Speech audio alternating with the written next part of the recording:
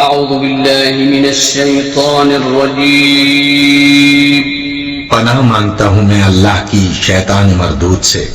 بسم الله الرحمن الرحيم شروع اللہ کا نام لے کر جو بڑا مہربان نہایت رحم والا ہے۔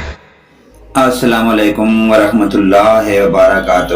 پیارے دوستوں اور پیارے بھائیوں، ویڈیو شروع کرنے سے پہلے پیارے بھائیوں اور دوستوں سے گزارش ہے کہ دنیا میں جہاں آپ جس جگہ پہ اپنی ڈیوٹیاں سر انجام دے رہے ہیں، پاکستان کے اندر، پاکستان کے بعد دنیا میں کسی کونے پر بھی، تو ہماری دینی ویڈیو کو لائک اور سبسکرائب ضرور کریں۔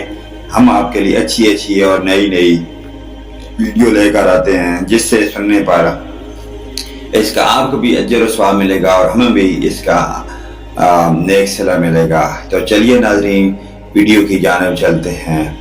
ویڈیو اسلامی واقعات، حدیث نمبر 39۔ موضوع ہے ابو جہل، ابو سفیان اور اخنس بن شریک کا دیوار سے لگ کر قرآن مجید سننا۔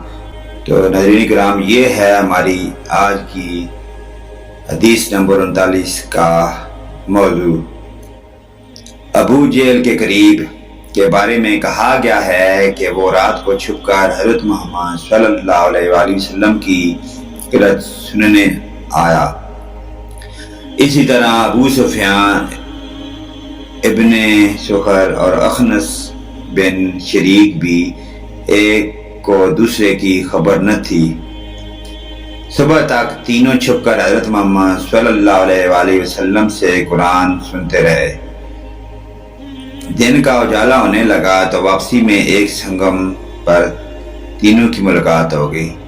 ہر ایک نے دوسرے سے کہا کہ تم کیسے آئے تھے؟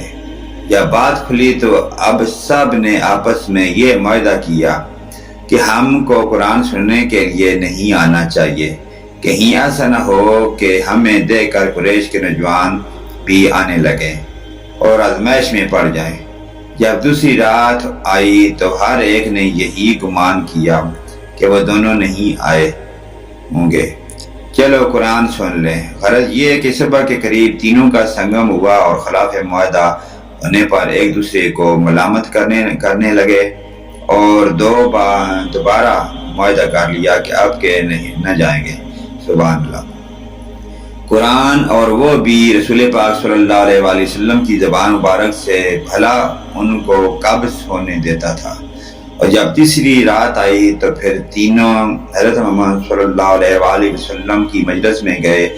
پھر صبح کے وقت معاہدہ کر لیا کہ آئندہ سے تو ہرگز نہیں آئیں گے۔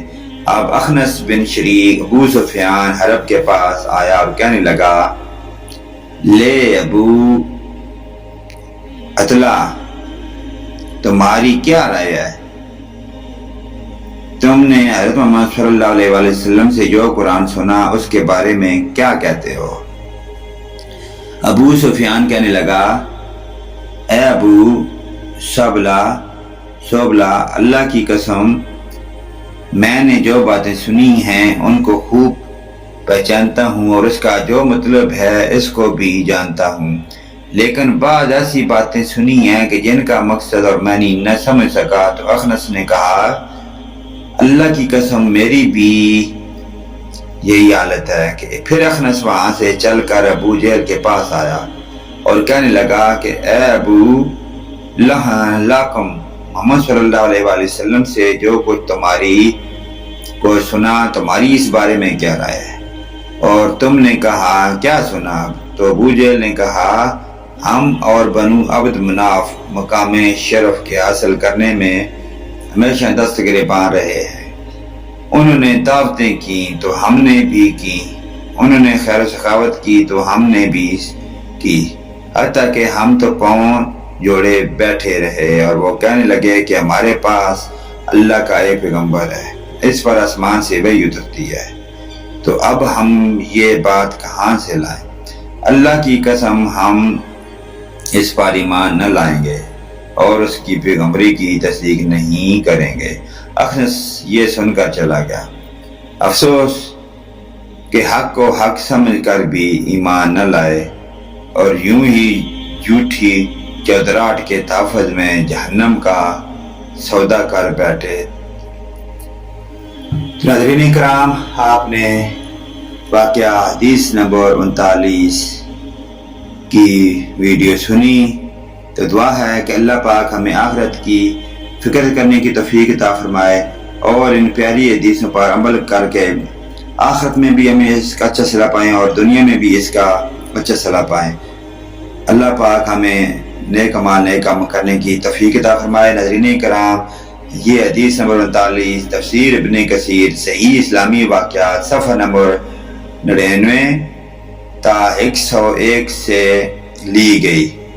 اللہ پاک ہمیں جزائے خیر عطا فرمائے۔ نیکسٹ ویڈیو لے کر آپ کی خدمت میں ہم دوبارہ حاضر ہوں گے۔